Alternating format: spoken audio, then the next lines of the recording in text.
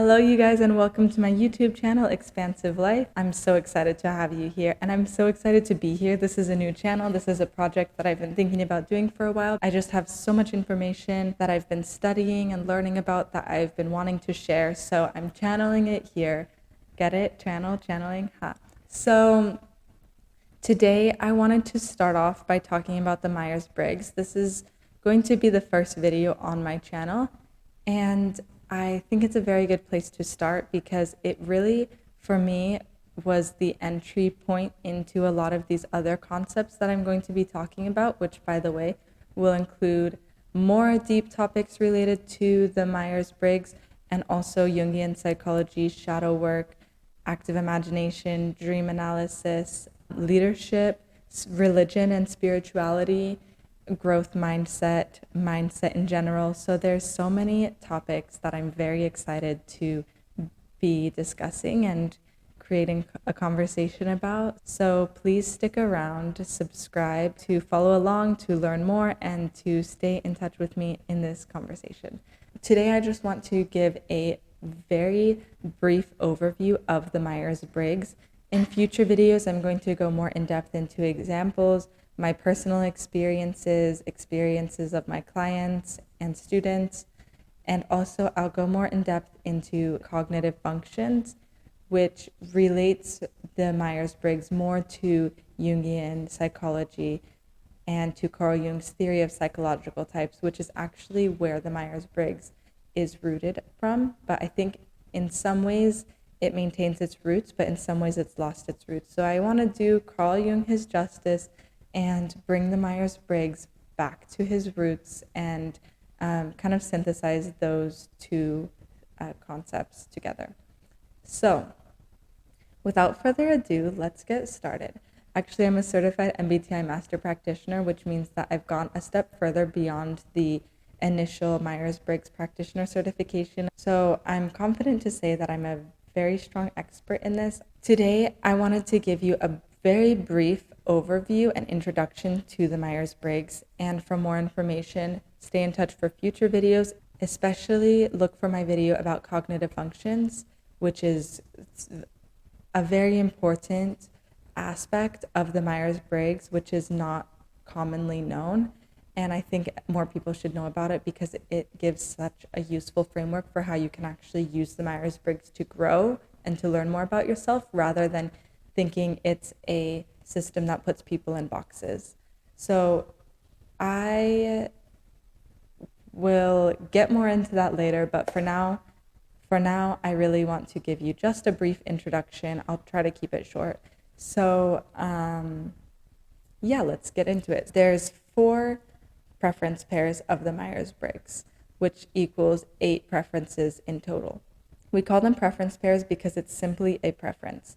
So when I pick up my phone, I just picked it up with my right hand, kind of because it was on my right side, but also because I'm right-handed. If it was over here, I probably actually still would have picked it up with my right hand. But anyways, the point is I'm right-handed. My right hand is my natural preference.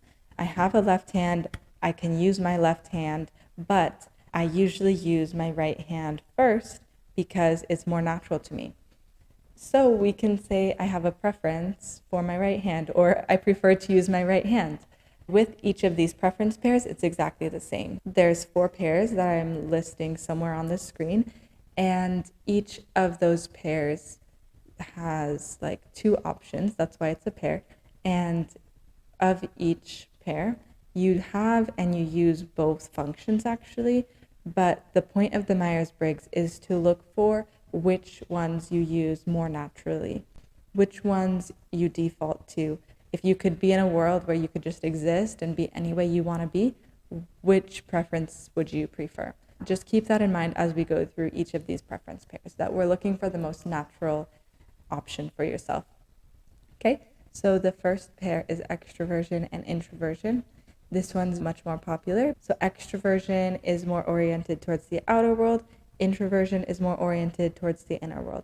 Which one is your preference? Which one is more natural for you? If you receive some shocking news or you have some information to process or you have a problem, do you first go to your external world or do you first go to your internal world? which one feels more natural. We all use both, we all have both, but which one's more natural? The second pair is sensing and intuition. This pair is about the way that you receive information, the way you take in information. So sensing is a lot more practical. It's based on the facts, the details, the things that you can actually see and perceive with your five senses. People would probably say it's more based in reality. Intuition is more based in the imagination. So it's ideas, it's theories, it's what's beneath the surface, what things could be, the potential, as opposed to sensing is what things are now, how things actually are, what the evidence shows, which type of information comes in more naturally to you. Is it the practical information or is it the theoretical information? Also, are you more oriented in the past and in the present, or are you more oriented in the future and in the possibilities? So that's sensing and intuition. The third pair is thinking and feeling. It's how you evaluate that information and how you come to a decision. Both pairs think and both pairs feel, but this is specifically about making decisions and evaluating the information that you received from the previous pair. Thinking prioritizes logic when making decisions, and feeling prioritizes values and people when making decisions. Like I said before, everybody has both and everybody uses both. And I want to also emphasize that thinking people still feel things and feeling people still think and have brains. But this is specifically about the decision-making process and really what information you prioritize when making a decision. There's some really interesting examples, especially for this preference pair, that I'll get into in future videos. So please subscribe and you can see those videos later on. So which information is more important to you? Do you prioritize facts? Do you prioritize values? Another interesting perspective on this one is that these two pairs tend to view fairness differently. Somebody who prefers thinking would probably say that fairness means everybody is treated the same, whereas somebody who prefers feeling would probably say that fairness is when everybody's treated based on their individual circumstances. So there's two different things there. You can probably see if you fit on one side or the other. The final pair is judging and perceiving. So judging people, no, are not judgmental. The point here is judging and perceiving is based on how you approach the outside world, or we can think of it like how you plan your time, how you organize your time. So judging people tend to be a lot more structured. They like to have decisions made in advance. They like to have plans made in advance.